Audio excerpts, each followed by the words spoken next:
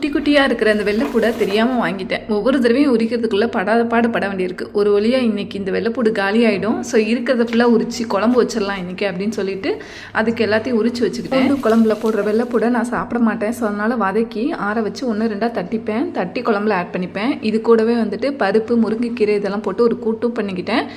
கத்திரிக்காவை இந்த மாதிரி பொரியலாக பண்ணிக்க போகிறேன்.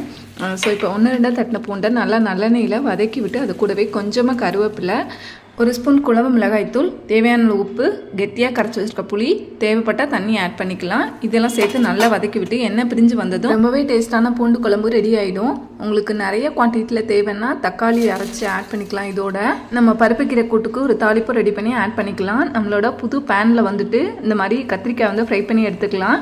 ரொம்பவே ஹெல்த்தி அண்ட் டேஸ்டான இந்த லஞ்ச் காம்போவை நீங்களும் உங்கள் வீட்டில் ட்ரை பண்ணி பாருங்கள் ஃப்ரெண்ட்ஸ். மை ஒண்டர்ஃபுல் லைஃப் அப்படிங்கிற என் சேனலை மறக்காமல் சப்ஸ்கிரைப் பண்ணிக்கோங்க ஃப்ரெண்ட்ஸ். நன்றி. வாழ்க வளமுடன்.